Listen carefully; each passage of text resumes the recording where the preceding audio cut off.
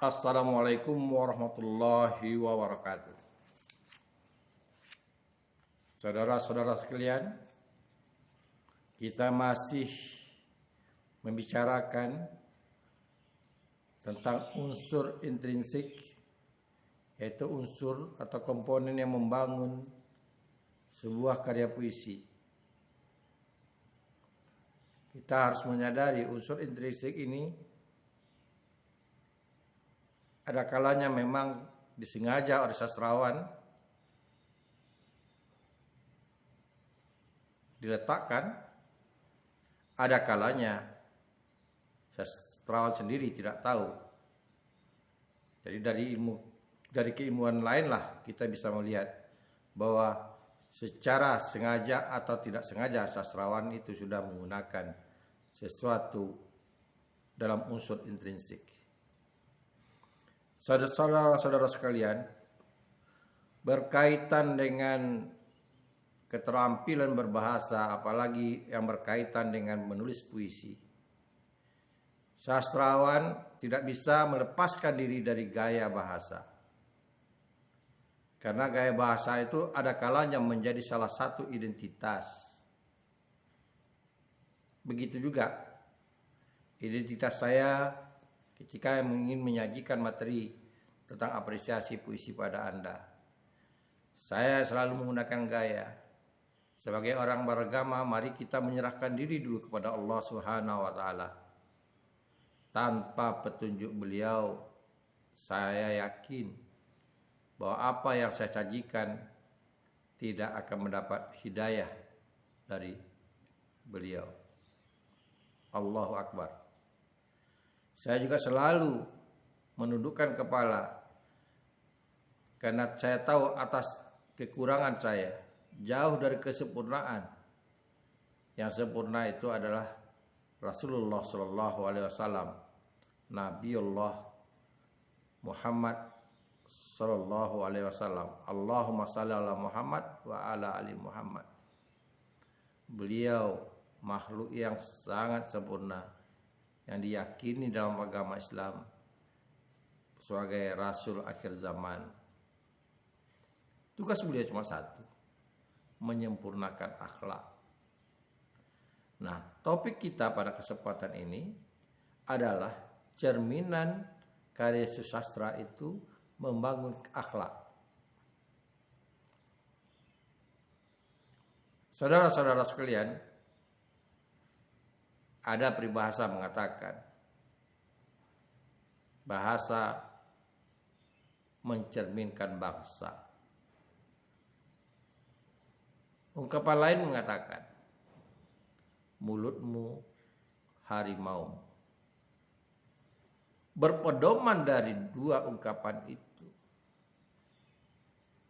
bagi sastrawan sangat berhati-hati menggunakan bahasa. Ia selalu mempertimbangkan setiap kata, setiap lirik yang ingin dibubuhkannya dalam karya sastra. Jadi dia tidak berpikir secepat mungkin apa yang dia rasa, apa yang dipikirkan, apa yang dia dengar, atau apa yang dilihat diungkapkan dengan kata. penuh pertimbangan. Inilah membedakan para sastrawan dalam bertutur, dalam menulis dengan para politikus. Dengan orang-orang yang berkaitan dengan filsafat, dengan orang-orang berkaitan dengan ekonomi, dengan orang-orang berkaitan dengan hankam. Orang sastra sangat mempertimbangkan bahasa, karena untuk membangun estetika dalam sebuah karya tidaklah mudah. Ia juga memikirkan ketajaman makna. Oleh karena itulah saudara sekalian, dari aspek ilmu kebahasaan juga dipelajari bahwa ada style atau gaya bahasa dalam sebuah karya sastra. Gaya bahasa itu mencakup dua aspek. Ada gaya bahasa namanya retoris, ada gaya bahasa namanya sindiran. Dua aspek besar. Nah, jadi kalau Anda belajar ilmu bahasa, gaya bahasa ini juga dibicarakan. Lalu kenapa di sastra juga dibicarakan? Karena dalam kajian sastra ada pendekatan kajian itu yang dinamakan kajian stilistika. Karya sastra dilakukan kajiannya dengan pendekatan bahasa. Meskipun kita tahu bahwa sastrawan itu punya namanya lisensia poetica. Tapi karena dia karya menggunakan bahasa, tentu saja dia juga menyumbangkan ilmu minimal, contoh-contoh gaya bahasa.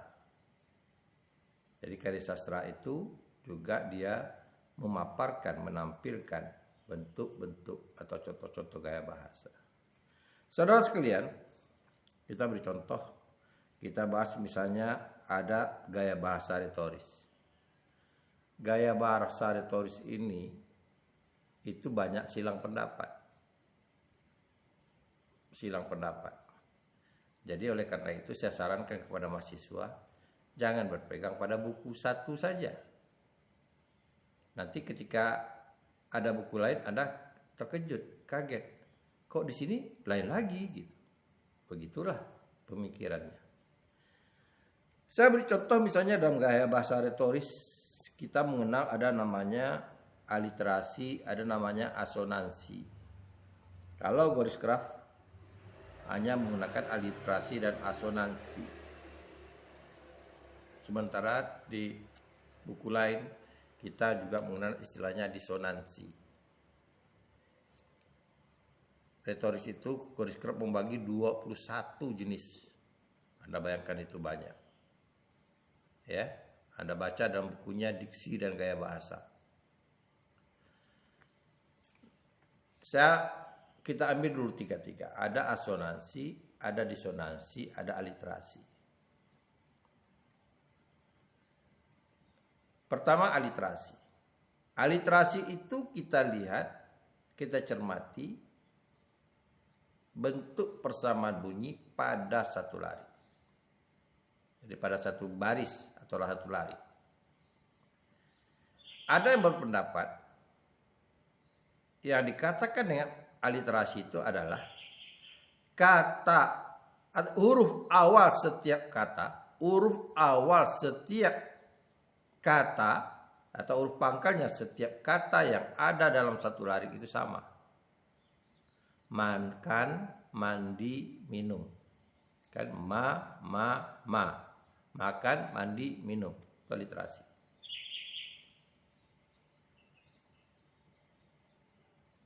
Tapi di kata lain ada juga kesamaan di akhir.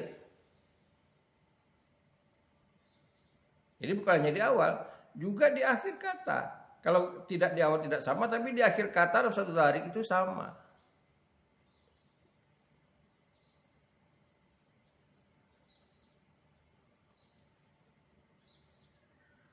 Nah, tergantung kepada keyakinan kita untuk memegang prinsip. Kalau Anda tanyakan kepada saya lebih cenderung menggunakan yang pertama, yaitu setiap kata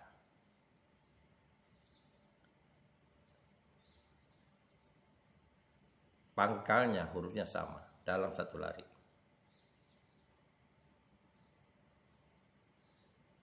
Anda jangan bingung pula, ada juga mengatakan literasi itu bukan kata saja, bukan pangkal huruf saja, tapi konsonan yang sama. Berarti kalau vokal tidak ikut.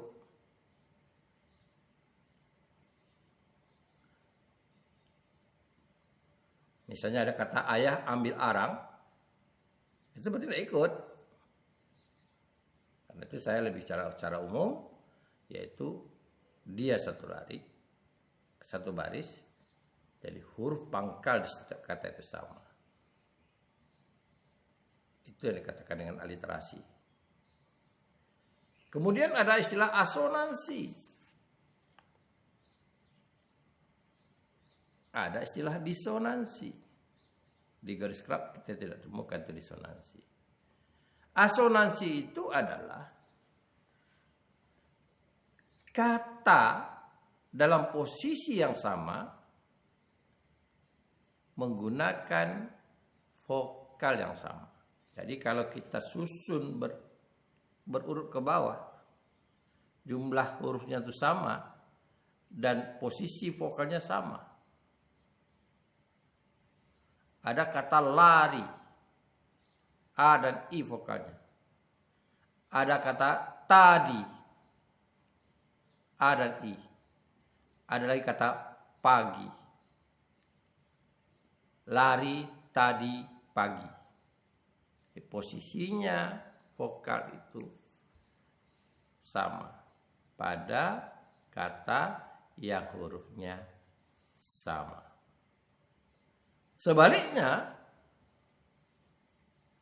kalau tadi bicara vokal, lawannya kalau konsonannya sama.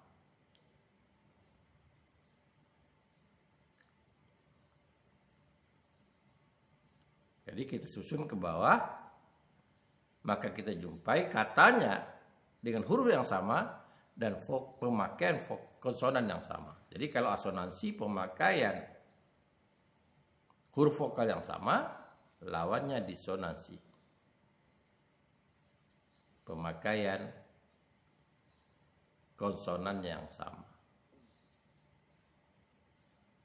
Saudara-saudara sekalian, memang sedikit rumit kita melihat. Itu baru kita bicara aliterasi, asonansi, dan disonansi. Tapi kalau untuk pemahaman, tiga ini yang Anda pahami, dengan kacamata tiga ini Anda lihat. Itu. Ada tidak terdapat pada teks puisi yang Anda baca.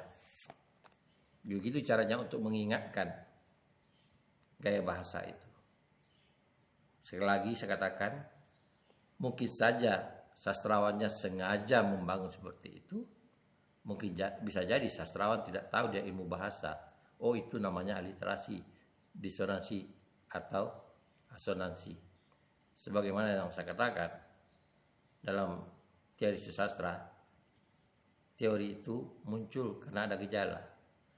Mungkin jadi ini berkaitan dengan gaya bahasa, karena ada gejala seperti itu. Ilmuwan bahasa memberikan label,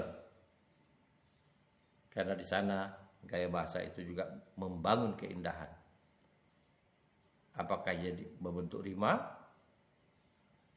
atau berbentuk bunyi, efoni atau kakafoni. Nah, aliterasi, asonansi, disonansi, bagian ini gaya bahasa ini ada kaitan masuk di rima.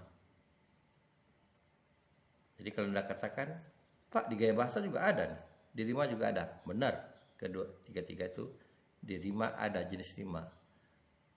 Aliterasi, asonansi, dan disonansi. Saudara sekalian, kemudian ada gaya bahasa mungkin Anda kurang pernah atau jarang mendengar. namanya anastrof. Ini mungkin di telinga Anda termasuk yang asing. Apalagi orang yang sama sekali jarang membaca tentang gaya bahasa. Nah, bentuk anastrof ini sebetulnya adalah bentuk gaya bahasa yang membalikkan dari kebiasaan susunan kalimat. Yang biasanya kita menggunakan kalimat tunggal itu lazimnya untuk ungkapan itu menggunakan subjek, predikat, objek, dan keterangan, pola kalimat baku. Ini dibalikkannya. Karena dia merasa itu yang lebih penting. Bisa jadi diawali dengan menggunakan predikatnya dulu. Ada konteks aku benci kepadamu. Tetapi dalam larik kita jumpai nanti dia balik. Benci aku kepadamu. Karena kata benci itu dia menganggap lebih penting atau sebagai kata kunci dari mewakili emosinya. Bukan akunya, tapi bencinya. Akan berbeda meskipun secara maknanya sama, tapi sebetulnya segi rasa itu berbeda. Aku benci padamu dengan benci aku padamu.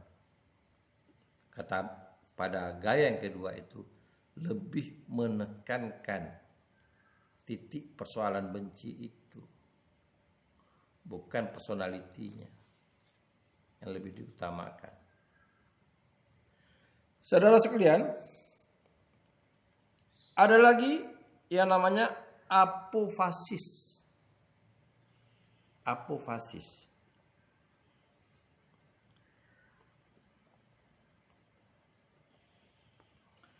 Misalnya ini ada gaya bahasa seolah-olah si sastrawan atau teks itu menyetujui sesuatu. Malahan sebenarnya dia menolak. Jadi seolah-olah dia menyetujui.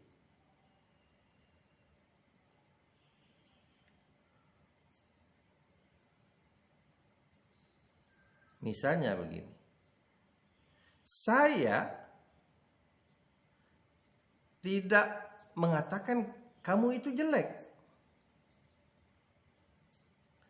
Tapi percayalah, saya tidak akan pernah mengatakan kamu itu cantik. Nah, ini kan terjadi tolak belakang. Yang benarnya mana nih? Jelek atau cantik? Tetapi sebetulnya pernyataan kedua yang membantah atau yang menguatkan secara implisit bahwa dia sebetulnya ingin mengatakan yang jelek. Cuman barangkali tidak ada kata yang tepat pada saat itu, maka dia ambil dengan gaya bahasa seperti itu. Seperti kontradiktif. Ya, seperti dia ingin mengoreksi, tapi padahal dia ingin menekankan kembali. Inilah gaya bahasa, saudara sekalian. Jadi kalau kita lihat gaya bahasa retoris itu ada 21 jenis gaya bahasa. Dan Anda harus gali. Caranya bagaimana menghafalkannya?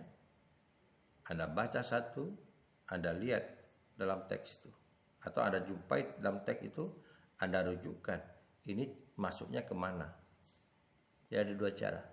Bisa jadi Anda kuasai dulu gaya bahasa, lalu Anda cari contoh-contohnya dalam puisi. Atau sebaliknya. Ya, atau sebaliknya. Anda cari di puisi, Anda tandai cocoknya ini masuknya kemana. Nah, ini caranya kita memahami gaya bahasa.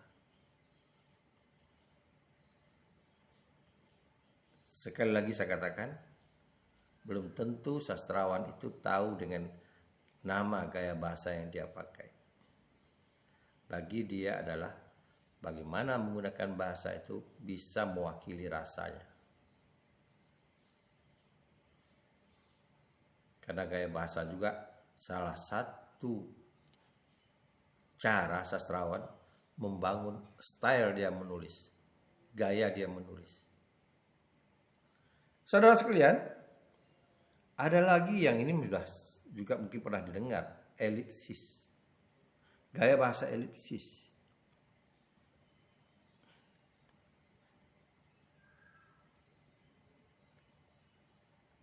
Kata elip itu ada yang dihilangkan. Jadi gaya bahasa itu sebahagian dihilangkan.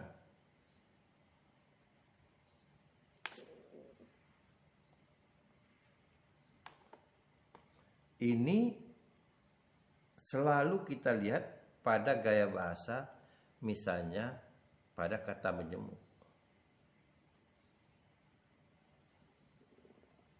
Jadi gaya bahasa kata menjemuk rapatan misalnya, itu bisa kita lihat ada bahagian yang dihilangkan. Ada bahagian dihilangkan, tetapi dia sebetulnya sudah memuat maksud atau amanat yang atau pesan yang ingin disampaikan. Jadi sebagian dari ungkapan itu dihilangkannya.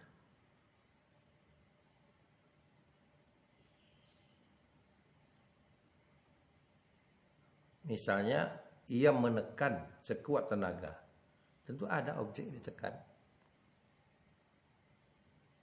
Ada objek yang ditekan. Ia memukul, ia melempar, tentu ada benda yang dilemparkan. Jadi gaya bahasa ini secara efektif tidak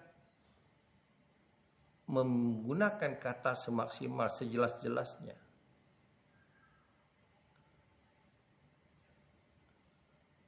Karena dari kata, apakah itu predikatnya atau perbuatannya, itu sudah menggambarkan secara implisit. Saya beri contoh. Dengan emosi ia tampar berulang-ulang. Ia tampar. Tentu ada yang ditamparnya.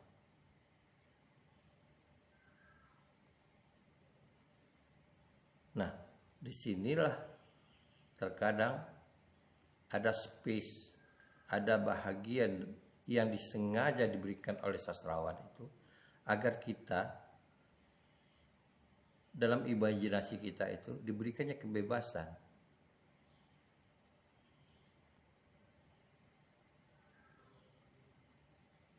Kalau saya katakan, saya sudah tampar dia berkali-kali. Banyak hal yang Anda bayangkan dalam pikiran Anda. Pertama, namparnya sasarnya di mana? Bebas Anda menginterpretasi. Kalau orang katakan, oh biasanya nampar itu objeknya di pipi. Boleh-boleh aja.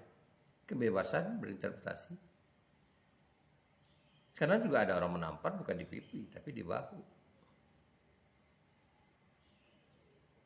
Nah ini, jadi elipsis itu ada bahagian yang sengaja atau tidak sengaja tidak disampaikan. Misalnya objek dari satu perbuatan.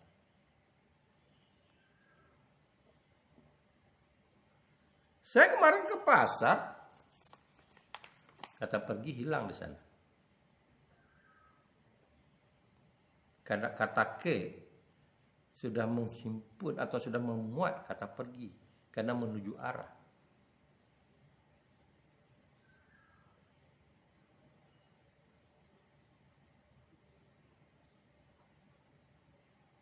Ini yang dikatakan stylenya itu elipsis. Saudara sekalian, kemudian ada kata eufemisme. Eufemisme.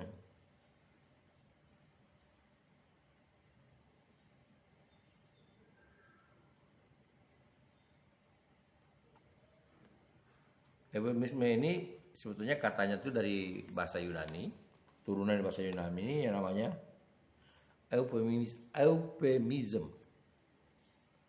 Jadi eufemism ini adalah menggunakan kata-kata dengan arti yang baik.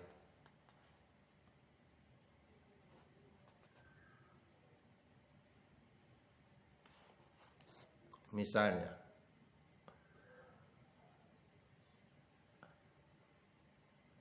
akal sehatnya membuat dia sadar. Akal sehatnya.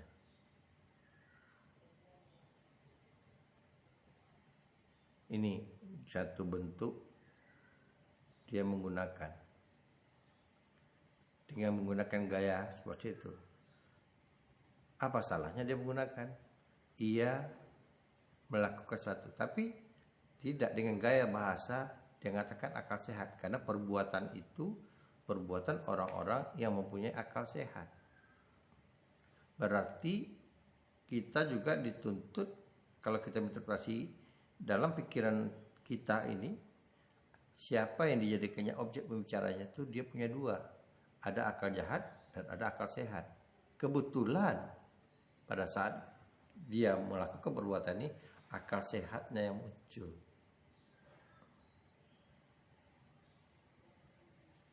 Nah, itu yang dikatakan dengan eufemisme. Mulai Anda mengeluh barangkali, Pak terlalu banyak sekali. Ini baru separuh. Baru separuh yang kita bicarakan. Oleh karena itu kalau kita bicara gaya bahasa, gak bisa satu kali tatap muka. Apalagi kalau kita masuk kepada praktek. Oleh karena itu saya katakan pada Anda, untuk mempraktekkan, untuk memahaminya, Anda lakukan. Anda ambil sebuah teks, apakah itu teks puisi, penyair terkenal, atau teks lagu. Lalu Anda praktekkan, yang mana gaya bahasa itu. Yang masuk retoris itu yang mana. Anda cari satu persatu dalam diri itu. Lalu Anda tentukan posisinya, ini termasuk gaya bahasa apa. Lalu bagaimana argumen Anda untuk mengatakan atau memutuskan teks itu termasuk gaya bahasa yang Anda tentukan. Saudara sekalian, gaya bahasa selanjutnya yang bermasuk retoris itu adalah litotes. Gaya bahasa litotes.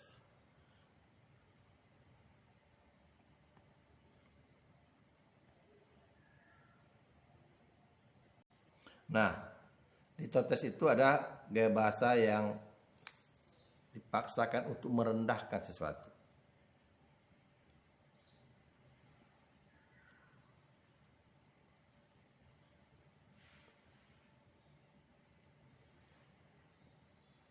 Sebetulnya ini ada upaya, misalnya kita ingin menjatuhkan seorang.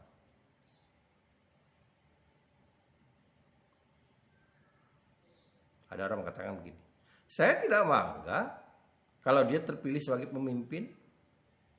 Kan itu sebetulnya menjatuhkan. Kalau itu misalnya itu sahabat dia, saudara dia. Atau sebaliknya. Saya tidak merasa kecewa kalau ia dijatuhkan. Nah, ini style gaya bahasa. Ada pertentangan di sana. Seharusnya tidak demikian. Seharusnya tidak demikian.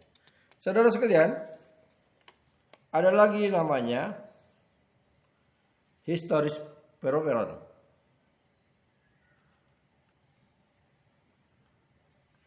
Histeron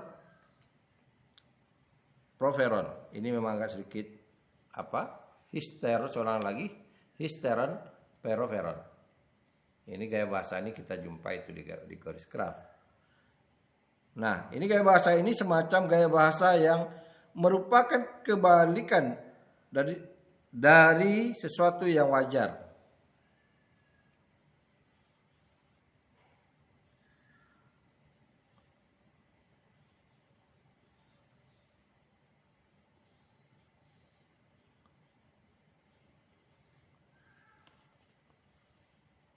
Misalnya ada ungkapan yang sifatnya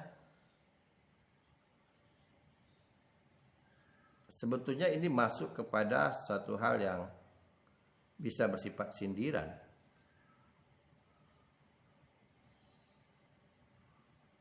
Ya. Dia katakan begini. Misalnya motornya melaju. Setelah ditarik dengan sepeda, kan terbalik. Sepeda yang menarik motor. Harusnya kan motor yang menarik sepeda.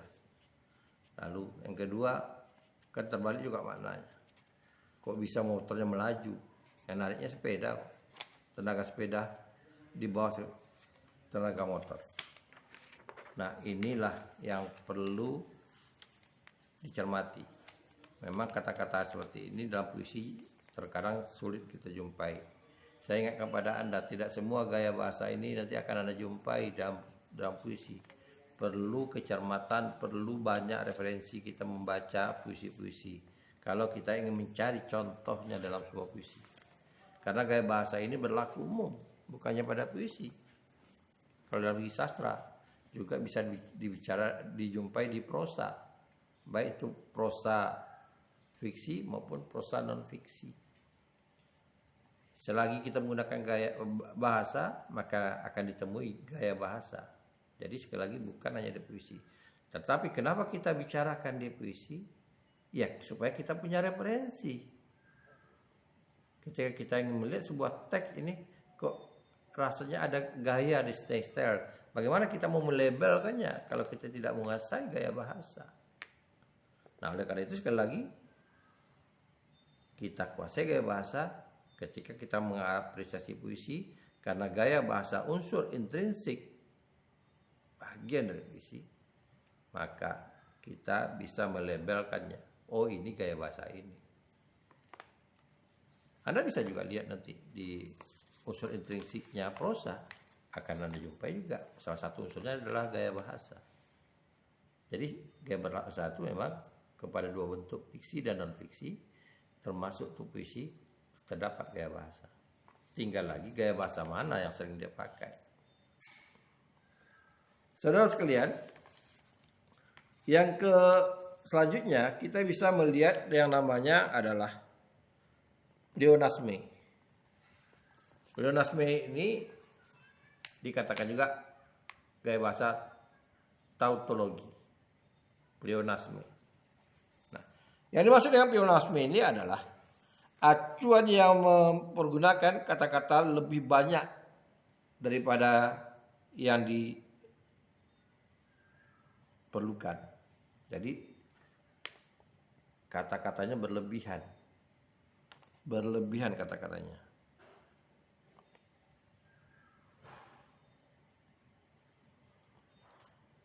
Artinya, kalau menurut kita, diksinya itu bisa dipilih diksi yang bisa memperpendek.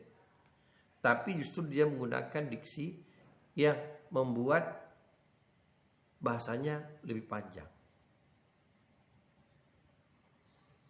Lebih panjang.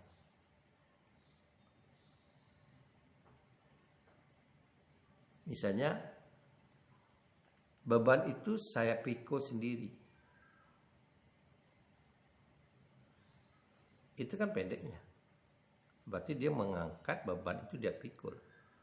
Tapi untuk lebih punya nilai estetis, dia katakan,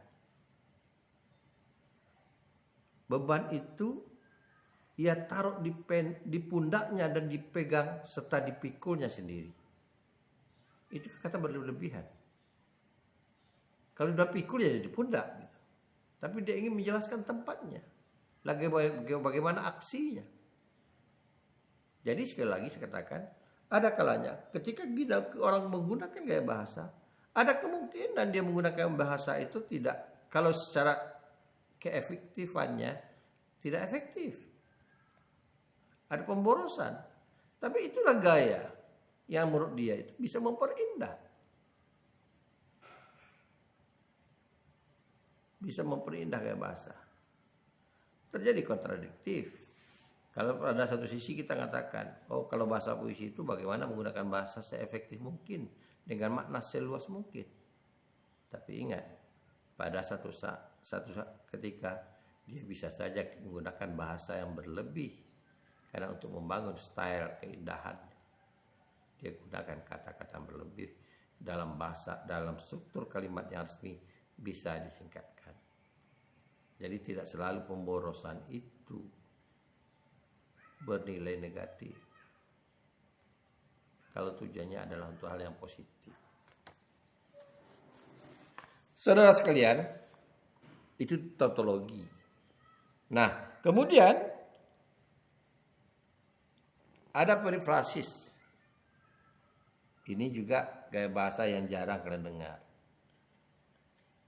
Yaitu gaya bahasa yang mirip dengan pleonasme. Jadi ada kemiripan dengan pleonasme. Maksudnya mirip apa? Menggunakan kata-kata yang berlebih. Menggunakan kata-kata yang berlebih. Nah, perbedaannya adalah pada kata-kata yang berlebih itu. Jadi sama-sama mempunyai kata yang berlebih, kita akan nanti ini masuk pleonasme kah? Atau tautologi kah? Atau masuk perifrasis. Itu yang kita harus dudukkan. Kita harus tentukan. Ini perifrasis mungkin. Atau ini tautologi ini. Atau pleonasme tadi yang saya katakan. Karena kedua gaya bahasa itu juga menggunakan kata yang berlebihan. Saya beri contoh.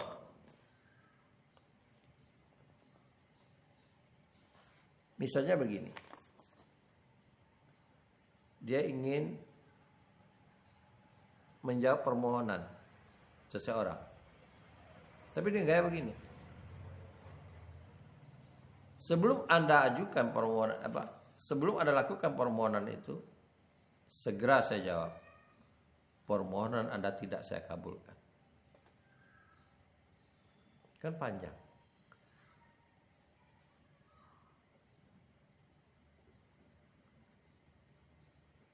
Kan bisa saja dikatakan permohonan Anda tidak saya kabulkan. Tapi gaya bahasanya itu berlebihan. Hanya untuk mengungkapkan yang pendek seperti itu. Saudara-saudara sekalian, itu perifrasis. Kemudian ada lagi yang juga Anda kurang familiar mungkin. Namanya prodepsis. Saudara sekalian,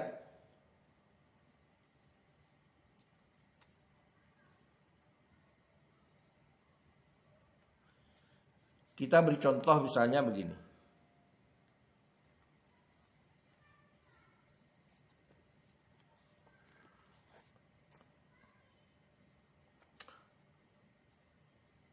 Pada pagi yang cerah ini,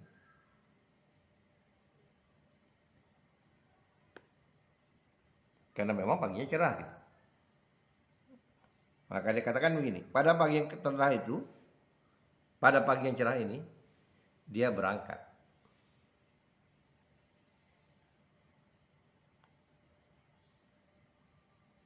Jadi pada pagi yang cerah ini, dia berangkat. Katakanlah kita gunakan objek ke ladangnya.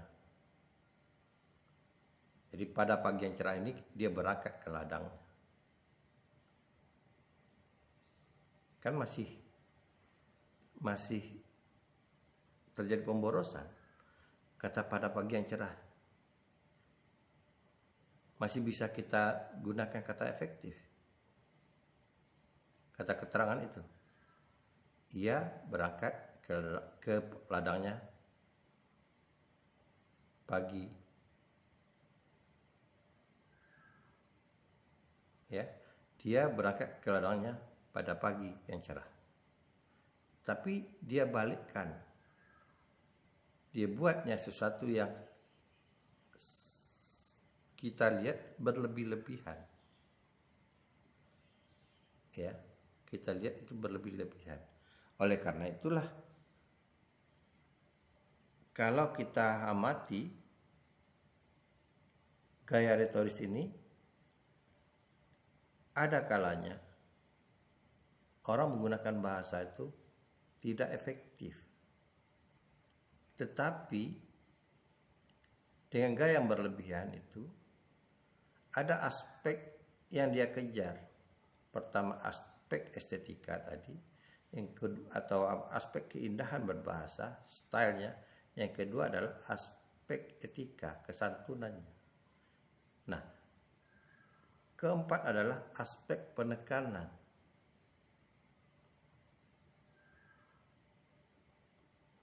Penekanan makna.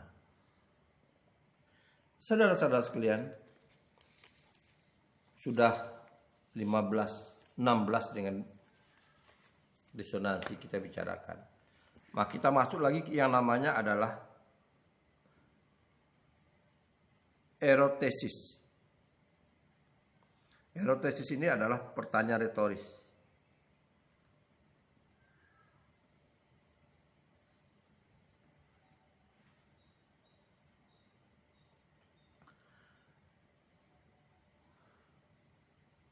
Misalnya begini.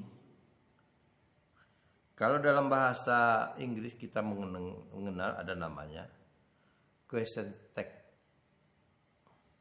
Bentuk pertanyaan yang sebetulnya tidak perlu dijawab.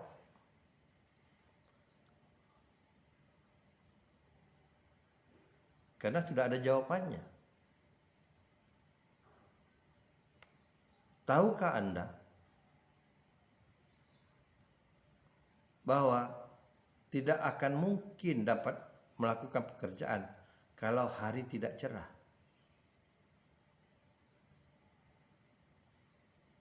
Kan tanda tanya. Lalu dia jawab sendiri. Ia pergi berangkat pada pagi yang cerah ini. Berarti sama dia mengatakan hari ini dia harus dapat melakukannya karena pagi ini cerah.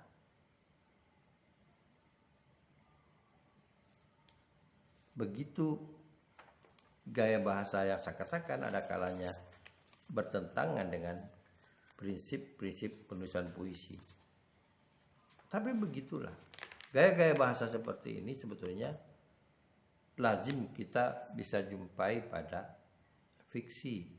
Tapi bukan tidak mungkin, seperti saya katakan dari unsur intrinsik akan kita hadapi atau akan kita jumpai di fiksi, di puisi. Misalnya pada puisi-puisi balada misalnya, yang sedikit lentur menggunakan bahasa, yang puisi-puisi naratif. Itu ada kemungkinan kita jumpai gaya bahasa seperti itu. Kemudian ada gaya bahasa skepsis. Skepsis ini gaya bahasa yang sifatnya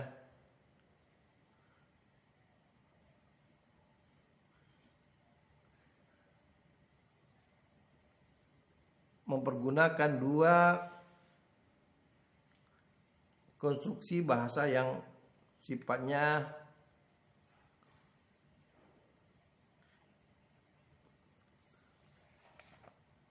kalau dikatakan bertentangan tidak pula, tapi layaknya satu cukup.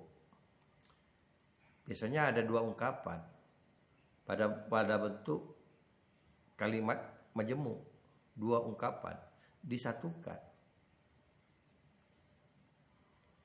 Ya, misalnya objeknya bisa sama dalam ungkapan yang berbeda.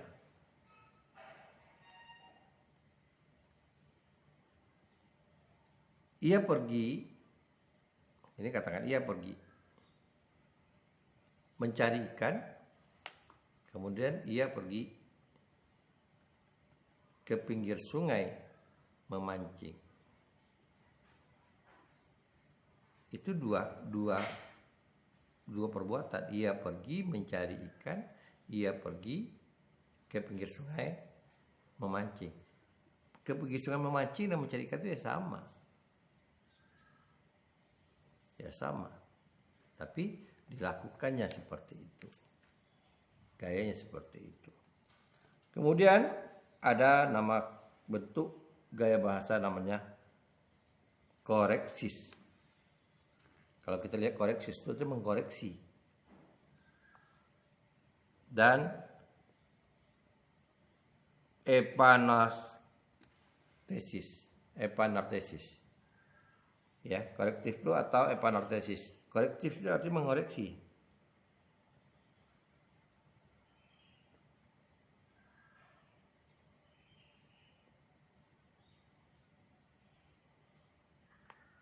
Artinya begini.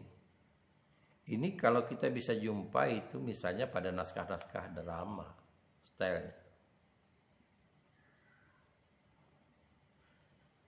Saya sudah peringati dia 2 kali. Oh, bukan. 3, 4, bahkan berkali-kali. 2 kali tadi diperbaikinya. 3 kurang juga. Salah juga. 4 salah juga. Itu koreksis. Jadi dia mengoreksi dari pernyataannya yang menurutnya terlanjur diucapkan. Mungkin saja kalau dalam berbicara tiba-tiba ingat. Tiba-tiba dia ingat bahwa yang dikatakan itu harus dikoreksinya. Itu yang dimaksudkan dengan koreksis. Saudara sekarang ada lagi yang kita lihat gaya bahasa atau kita dengar gaya bahasa hiperbol atau hiperbola. Hiperbola. Hiperbolnya atau hiperbola ini sering digunakan. Ya kata bahkan dalam ungkapan hiperbola kamu ini yang berlebih-lebihan. Yang berlebih-lebihan.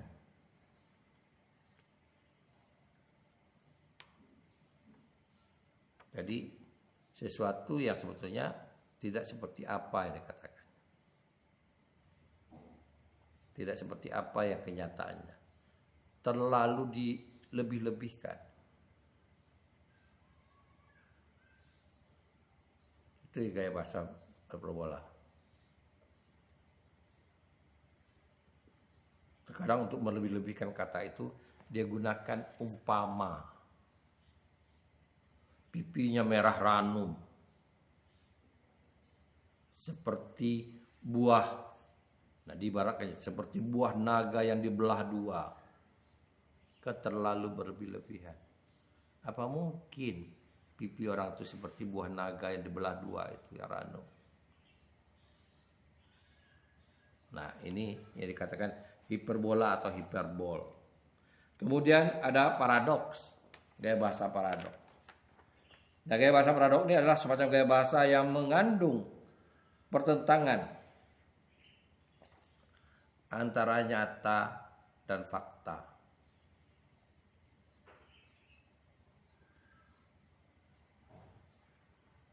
Jadi dia memberikan pernyataan tapi faktanya berlawanan.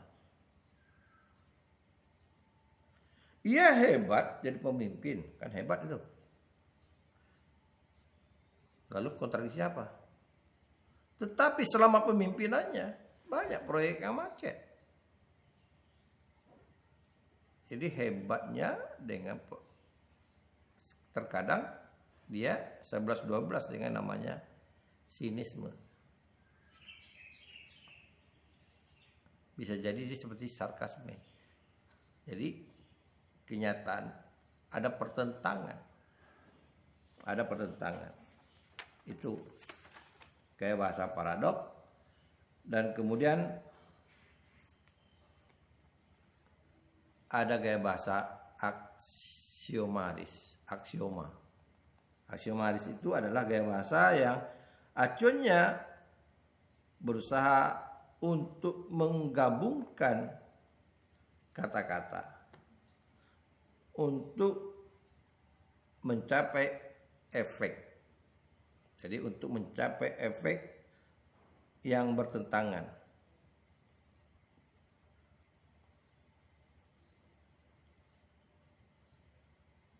Jadi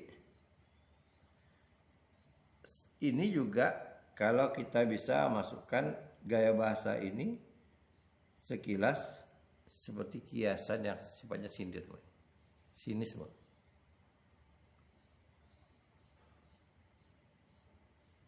dengan keberingasan ia ramah menyambut tamunya.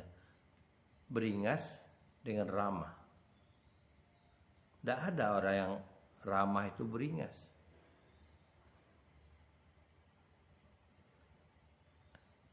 Jadi itulah gaya bahasa yang masuk kategori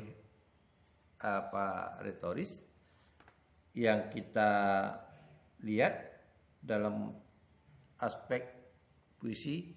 Mungkin saja ada yang kita temukan dan mungkin saja tidak ada ketemukan. Tapi kenapa yang kita bicarakan gaya bahasa? Karena bagaimanapun gaya bahasa bahagia dari unsur intrinsik dari